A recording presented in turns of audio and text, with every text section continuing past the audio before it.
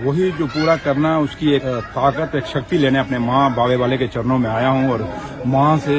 एक आशीर्वाद लेने आया हूँ। और जिस माँ ने मुझे जब मैं इलेक्शन लड़ने गया था, मैं माँ के चरणों में मत्था टेक के गया था, माँ से इजाज़त लेके गया था और मेरी माँ ने आज मुझे जम्मू कश्मीर रियासत का, यूटी कह लें, रियासत कह लें, यहाँ का मुझे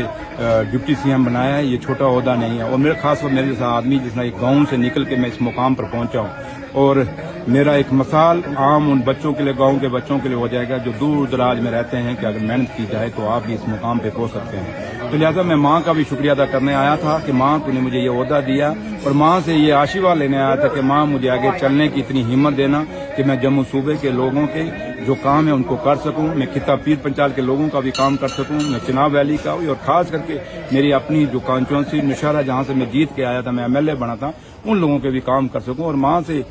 यही उम्मीद लेके आया था कि माँ मुझे अब ये अगर पावर दी है, ये ओहदा दिया है तो अब चलाने की हिम्मत भी देना। सर, स्टेटहुड को लेकर कैबिनेट जो कि कल मिली थी जिसमें आप भी शामिल थे, एक रेजोल्यूशन पास किया गया और कहा गया कि प्रधानमंत्री और गृह मंत्री से मिला जाएगा, उन्हें कहा जाएगा कि जल्द से जल्द स्टेटहुड रिस्टोर की जाए। देखिए, कैबिनेट मीटिंग जो हुई थी वो रूटीन की मैटर था, क्योंकि हमेशा जब सरकार बनती है उसके बाद कैबिनेट मीटिंग होती है। तो अब ये सरकार नई नहीं बनी थी, ऑनरेबल चीफ मिनिस्टर हमारे उमर साहब ने ये कैबिनेट मीटिंग ली थी और उसमें ये तो नहीं कि स्पेशल इसी के लिए कैबिनेट मीटिंग थी, कैबिनेट मीटिंग तो और मुद्दों के लिए भी थी। तो लिहाजा जहां तक ताल्लुक है कि ऑनरेबल होम मिनिस्टर साहब ने भी देश के, उन्होंने खुद कमिटमेंट की है कि जैसे ही जम्मू कश्मीर में हालात ठीक हो जाएंगे और जम्मू कश्मीर में जब हालात आज ठीक हो गए, आपके सामने असेंबली इलेक्शन हुए हैं, वोटिंग परसेंटेज भी बढ़ी है और आज सरकार भी लोगों ने नेशनल कॉन्फ्रेंस की बनाई है, तो इसका मतलब हालात ठीक है। तो लिहाजा उम्मीद करते हैं कि होम मिनिस्टर साहब ने